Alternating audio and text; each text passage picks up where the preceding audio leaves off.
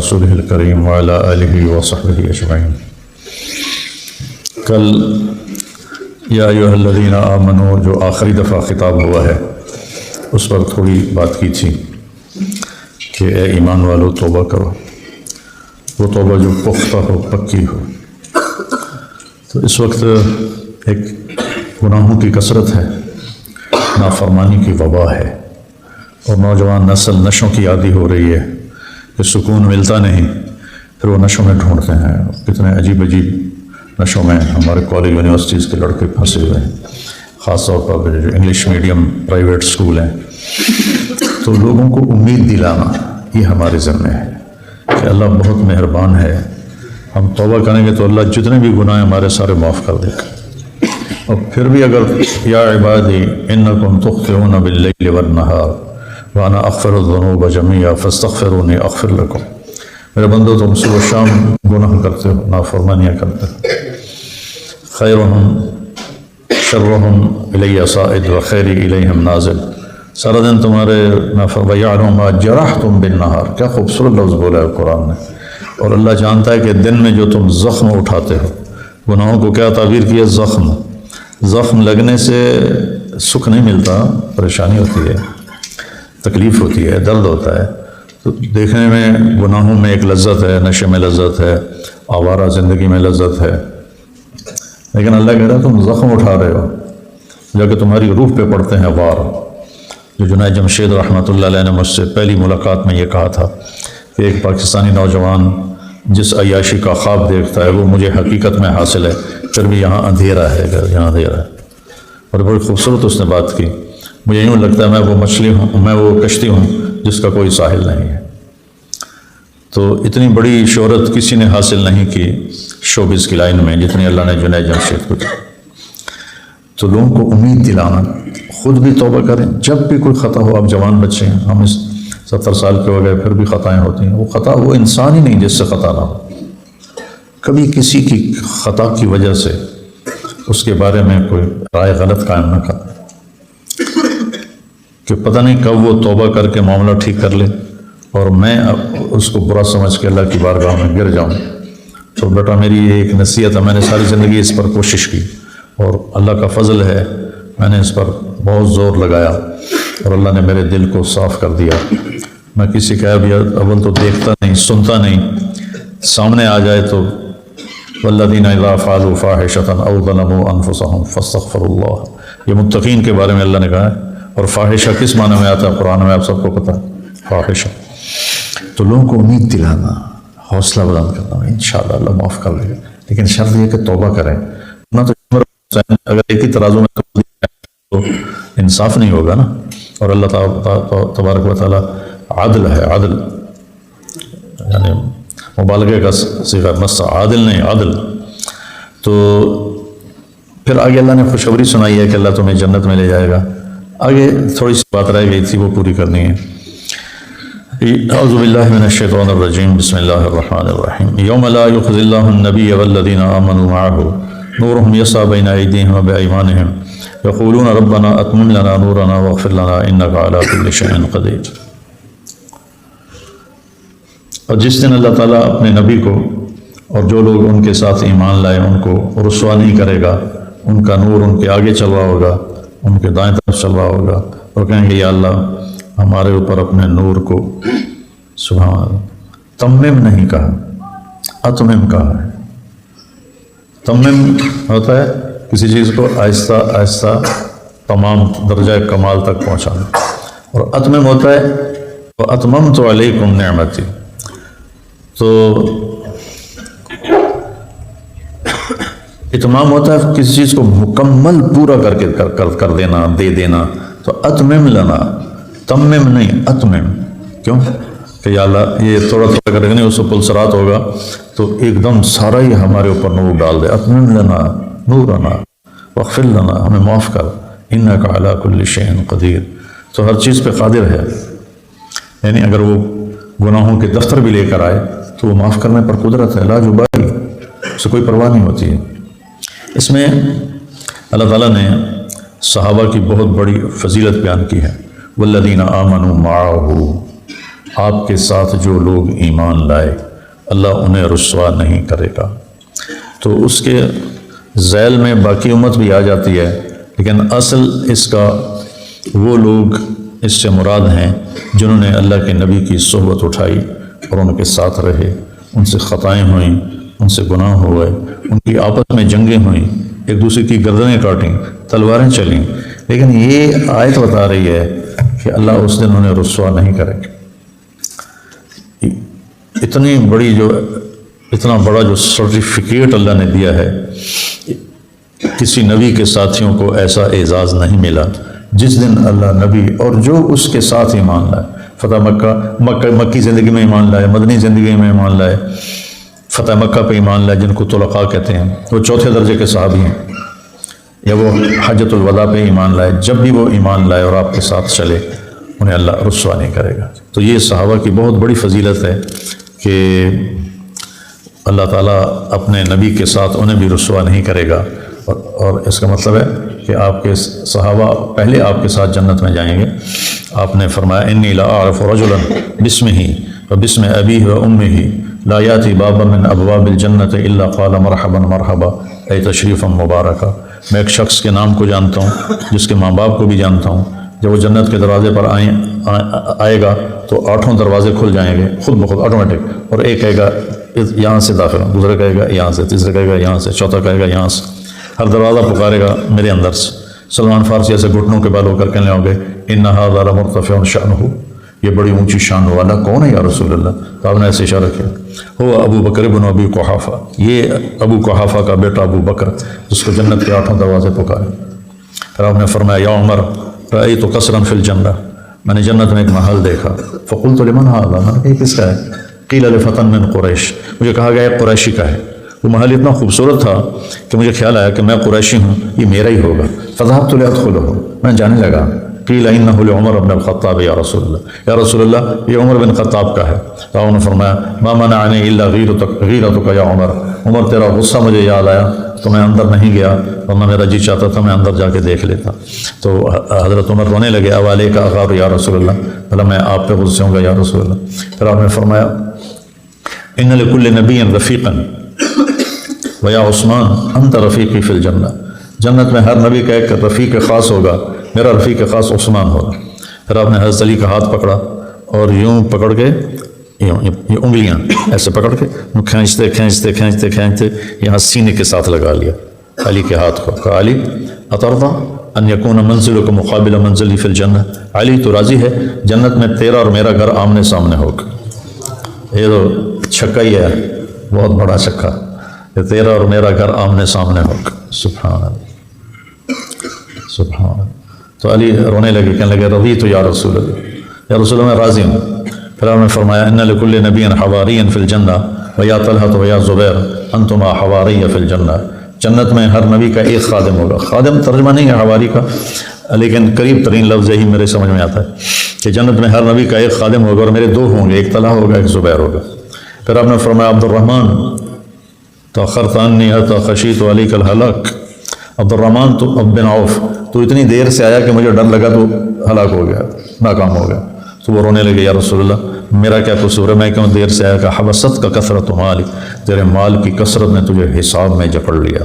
عبد الرحمن بن عوف، آپ نے ان کے بارے میں کہا عبد الرحمن تاجر الرحمن، عبد الرحمن رحمان کا تاجر ہے، لیکن مال کی کثرت نے روک لیا حساب کے اندر۔ مانگا کرو اللہ بے حساب ہی لے جائے۔ میں دن میں پتہ نہیں کتنی دفعہ یہ دعا مانگتا ہوں کہ اللہ عکاشہ بن محسن کی طرح لے جانا۔ وہ جو آپ نے ایک دفعہ ممبر پہ تشریف فرماتے فرمایا کہ یدخل من امتی 70,000 بغیر حساب، میری امت کے 70,000 سے مراد ہے بہت زیادہ، 70,000 فزیکلی نہیں، بہت زیادہ میری امت کے لوگ بغیر حساب کے جنت میں جائیں گے۔ تو عکاشہ بن محسن کھڑے ہو گئے، یا رسول اللہ ادعو اللہ ان اکون منہم، یا رسول اللہ دعا فرمائے میں ان میں سے ہوں۔ کہا انت منہم، آپ نے کہا تو ان میں سے۔ ایک اور کھڑے ہوئے، یا رسول اللہ دعا کرے میں ان میں سے ہوں۔ کہا سبقہ کا بہا عکاشہ، کہا عکاشہ بازی لے گیا، وہ نمبر لے گیا، اب کسی اور کے لیے نہیں ہے۔ تو اللہ تعالیٰ اس دن ہمیں رسوائی سے بچائے، یہ بہت بڑی نعمت اور دولت ہے۔ نورہم یسعی بین ایدیہم و بایمانہم، ان کے آگے پیچھے نور ہوگا اور کہیں گے یا اللہ نور مکمل دے دے، اتمم کٹھا ہی دے دے پورا، تھوڑا تھوڑا کر کے نہیں. نزلناہ تنزیلا بھی ہے اور انا انزلناہ بھی ہے، دونوں فاعل فعلوں کے تاثیر آپ نے دیکھی. تو یہاں ہے اتمم، کٹھا ہی دے دے سارا نور، تو ہر چیز پر قادر ہے اور ہمیں معاف فرما. تو لوگوں کو ہم تسلی دیں ان کو. مجھے اللہ کا شکر ہے کہ مجھے اس سفر کرتے ہوئے بہت سے لوگ ملتے ہیں جن کا ظاہری حلیہ عجیب ہوتا ہے، بہت سی عورتیں ملتی ہیں جن کا ظاہری حلیہ عجیب ہوتا ہے. تو وہ کہتی ہیں کہ آپ کی باتیں سن کر ہمیں بھی جنت کی امید لگ گئی، ہمیں بھی بخشش کی امید لگ گئی. تو یہ پچھلا تھا اور آج کا ہے. اعوذ باللہ من الشیطان الرجیم، بسم اللہ الرحمن الرحیم. یا ایھا الذین آمنوا قوا انفسکم واہلیکم نارا وقودھا الناس والحجارہ. آگے کیا ہے؟ علیہا ملائکۃ غلاظ شداد لا یعصون اللہ ما امرہم. اے ایمان والو، اپنے آپ کو اور اپنے اہل کو جہنم سے بچاؤ. یہ آخری سے پہلے کی پکار ہے. یا ایھا الذین آمنوا قوا انفسکم واہلیکم نارا وقودھا الناس والحجارہ علیہا ملائکۃ غلاظ شداد لا یعصون اللہ ما امرہم ویفعلون ما یؤمرون. تو میں جہنم بیان تو نہیں کرتا ہوں، لیکن اب مضمون جہنم کا آیا ہے تو اس لیے تھوڑا اس کو بتانا ضروری ہے. اللہ نے ڈرایا بھی ہے، خوشخبریاں بھی دی ہیں. کچھ لوگ ایسے ہوتے ہیں جو خوشخبری سن کر، اکثر تو ایسے ہی ہوتے ہیں، اور کچھ ایسے ہوتے ہیں جو ڈر کے سن کے خوفزدہ ہو کے اور وہ صحیح راستے پر آ جاتے ہیں. جبریل آیا آپ کے پاس بڑے خوفزدہ، چہرہ بدلا ہوا. آپ نے فرمایا مالی اراک متغیر اللون، جبریل میں دیکھتا ہوں تیرا چہرے کا رنگ بدلا ہوا، خیریت ہے؟ یا رسول اللہ امر اللہ بجہنم ان تسعر فجئتک خائفا. اللہ نے جہنم کی آگ کو حکم دیا کہ اور تیز ہو جا، تو اس کی شدت کو دیکھ کر میں ڈر کے آپ کے پاس آ گیا. آپ نے فرمایا انعت لی، مجھے کچھ بتاؤ جہنم کے بارے میں. یا رسول اللہ اوقد علیہا الف عام فاحمرت، اللہ نے 1000 سال اسے بھڑکایا تو وہ سرخ ہو گئی.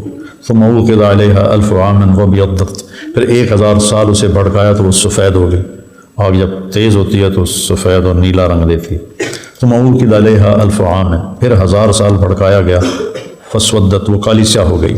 لا یضیء شررها، اس کے انگاروں میں روشنی نہیں، اندھیرا ہے. ایک جہنم کا اپنا عذاب ہے کہ اس کے اوپر اندھیرا. اور یا رسول اللہ لو ان حجرا من احجار جہنم وضع على جبال الدنیا كلها لذابت الى ماء اسود، اگر جہنم کا ایک پتھر ساری دنیا کے پہاڑوں پر رکھا جائے. میں نے ہمالیہ کا سلسلہ پہاڑی دیکھا ہوا ہے، تو دیکھ کے پتہ چلتا ہے کہ بنانے والا کتنا طاقتور ہے. تو ایک پتھر ساری دنیا کے پہاڑ اکٹھے کیے جائیں، اس کے اوپر رکھا جائے تو جبریل کہنے لگے کالے پانی میں تبدیل ہو کر پتھر پگھل جائیں گے. اور وہ وقودھا الناس والحجارہ، اپنے آپ کو جہنم سے بچاؤ جس کا ایندھن انسان اور پتھر ہیں. پھر کہا یا رسول اللہ اگر جہنم کی زنجیروں میں سے ایک کڑی کو نکال لیا جائے، ایک کڑی کو نکال لیا جائے اور اسے زمین کے اوپر رکھا جائے تو زمین کو چیرتی ہوئی پار نکل جائے گی، اس کے دوسری طرف نکل جائے گی. جو 24 18 یہاں رکھو گے تو یوں غصہ ہوا اس طرف نکل جائے گا، اتنا وہ وزن ہے.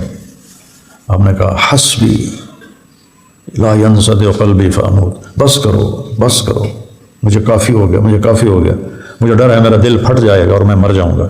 لا ينصدع قلبی فاموت، کہیں میرا دل پھٹ نہ جائے اور میں مر نہ جاؤں. یہ میرے نبی کا حال ہے جن کی طفیل کروڑوں اربوں انسان جہنم سے نکل کر جنت میں جائیں گے. اور سبحان اللہ بعض ایمان والے پل صراط سے گزریں گے تو نیچے سے جہنم کی آگ کہے گی جز فقد اطفا نورک لہب، جہنم کہے گی جلدی سے گزر جا، تیرے نور نے مجھے ٹھنڈا کر دیا ہے اور مجھے ٹھنڈا ہونے کا حکم نہیں ہے، تیزی سے گزر جا، جلدی سے گزر جا. اس طرح کے بھی لوگ گزریں گے. لیکن جہنم درکات ہیں، جنت درجات ہیں. درک اوپر سے نیچے اور درجہ نیچے سے اوپر. ابھی ہم نتدرج ہوئے ہیں، کہ ہم نیچے سے اوپر آئے ہیں. تو جنت میں درجات ہیں. سب سے نیچے والی جنت، اس کی لمبائی چوڑائی بتا دی گئی، اس دنیا سے 10 گنا بڑی. اس کے اوپر کی لمبائی چوڑائی کو اللہ کے سوا اور کوئی نہیں جانتا. جہنم درکات ہیں ایسے، اوپر سے نیچے نیچے نیچے نیچے نیچے. یہ تماشا میں نے وہاں دیکھا، یہاں اوپر سے نیچے نیچے. کینیڈا میں جب میرا وہاں بیان ہوتا ہے کانفرنس میں، تو پہلے گراؤنڈ فلور ہے، پھر نیچے سیڑھیاں جاتی ہیں، ایک فلور ہے، پھر اس سے نیچے سیڑھیاں جاتی ہیں، دوسرا فلور ہے، پھر اس سے نیچے سیڑھیاں جاتی ہیں، تیسرا نیچے اندر وہاں ہال ہے جس میں 24,000 آدمیوں کے بیٹھنے کی گنجائش ہے. اس میں بیان ہوتا ہے میرا. وہ اللہ کے فضل سے جب میرا بیان ہوتا ہے تو سارا ہال فل ہوتا ہے، چاہے کسی کو اردو سمجھ میں آتی ہے نہیں آتی، سب بیٹھے ہوتے ہیں. جہنم، حطمہ، لظا، سعیر، سقر، جحیم اور حاویہ، یہ ہے جہنم کے درکات. ایک قول ہے صحابی کا یا تابعی کا، اللہ کے نبی کی طرف منسوب کر کے نہیں ہے، لیکن ایسی بات اللہ کے نبی کی ہو سکتی ہے. بہرحال ایک قول ہے، جہنم سب سے اوپر، یہ سب سے ہلکا عذاب ہے. اس میں اہل ایمان ہوں گے جو گناہ کبیرہ کرتے کرتے مر گئے اور توبہ نہ کی، اور اللہ نے ان کی پکڑ کا ارادہ فرمایا تو جہنم میں جائیں. پھر نیچے حطمہ ہے، اس کے نیچے لظا ہے، اس سے نیچے سعیر ہے، اس سے نیچے سقر ہے، اس سے نیچے جحیم ہے، اس سے نیچے حاویہ ہے. فیہا جحیم فیہا ابو جہل، ابو جہل جحیم میں ہے. اور مشرکین مکہ جنہوں نے اللہ کے نبی سے ٹکر لی، وہ اور ابو جہل یہ اس جحیم میں ہیں. اور حاویہ میں ان المنافقین فی الدرک الاسفل من النار، حاویہ میں عبداللہ ابن ابی اور اس کے ساتھی ہوں گے. اور جب اللہ جہنم کو بھڑکانے کا ارادہ کرتا ہے تو حاویہ کا دروازہ کھول دیتا ہے، اور حاویہ سے آگ نکلتی ہے جو جہنم تک جاتی ہے، اور اس کے شعلے جہنم کی آگ کو اتنا تیز کرتے ہیں کہ جہنم کی آگ اس کے شعلوں سے پناہ مانگنے لگ جاتی ہے اللہ کی اس بارگاہ میں کہ اللہ مجھے ان سے پناہ عطا فرما. اس میں انسانوں نے جانا ہے، اس گوشت پوش کے ساتھ جانا ہے. اور یہ جو قد ہے، یہ تو جیسے جنت میں قد بڑا ہو جائے گا 130 فٹ، جہنم میں بھی قد بڑا ہو جائے گا، لیکن وہ 130 نہیں، وہ بہت زیادہ بڑا ہو جائے گا. اور محسوس کرنے کے سیل کھال میں ہوتے ہیں. کھال جل جائے تو درد بھی ختم ہو جاتا ہے اور آدمی بھی ختم ہو جاتا ہے، مر جاتا ہے اگر ساری کھال جل جائے. تو کلما نضجت جلودہم بدلناہم جلودا غیرہا لیذوقوا العذاب، جب ان کی کھال جلنے کے قریب ہوگی اور گل جائے گی، جب ان کی کھال گل جائے گی تو ہم فوراً نئی کھال چڑھا دیں گے تاکہ وہ عذاب کی شدت کو محسوس کرتے رہیں. وہم یصرخون فیہا، ان کی چیخ کو پکارو، اور وہ مالک کو پکاریں گے، یا مالک یا مالک یا. کہے گا کیا بات ہے، 1000 سال کے بعد جواب دے گا، کیا بات ہے؟ کہیں گے لیقضی علینا ربک، اپنے رب سے کہو ہمیں موت دے. تو مالک کہے گا انکم ماکثون، موت نہیں آ سکتی، چکھو اس کو. لقد جئناکم بالحق ولکن اکثرکم للحق کارہون، تمہارے سامنے حق کو اللہ نے واضح کر دیا تھا لیکن تم نے ٹھکرا دیا تھا. پھر کہیں گے اچھا ایسا کرو، وقال الذین کفروا لخزنۃ جہنم، وہ جہنم کے پھر سارے فرشتوں کی منت کر لا کریں گے، ادعوا ربکم یخفف عنا یوما من العذاب، اپنے رب سے کہو کسی ایک دن ہمارا عذاب کم کر دے. قالوا فادعوا وما دعاء الکافرین الا فی ضلال، تو اب مانگتے رہو، اب تمہاری دعائیں قبول نہیں ہوں گی. تو وہ کہیں گے اب کیا کریں؟ کہیں گے اللہ سے بات کرو، کہیں گے ربنا ربنا ربنا ربنا. ہزاروں برس پکارنے کے بعد اللہ کہے گا کیا کہتے ہیں؟ کہیں گے غلبت علینا شقوتنا وکنا قوما ضالین، یا اللہ ہم پر بدبختی غالب آئی اور ہم گمراہ ہو گئے. ربنا اخرجنا منها فإن عدنا فإنا ظالمون، یا اللہ ہمیں اس سے نکال دے، پھر دوبارہ اگر ہم گناہ والی زندگی گزاریں تو ہم بڑے ظالم ہیں، پھر بے شک ہمیں ڈال دینا. لیکن اللہ کیا کہیں گے؟ اخسؤوا فیها ولا تکلموا، اپنی بکواس بند کر کے ذلیل ہو کے یہیں پڑے رہو اور مجھ سے بات مت کرو. اور اللہ تعالیٰ مالک سے کہیں گے جہنم کو تالا لگا دے، تو جہنم کو تالا لگ جائے گا، نہ کوئی اندر جا سکے گا نہ کوئی باہر جا سکے گا.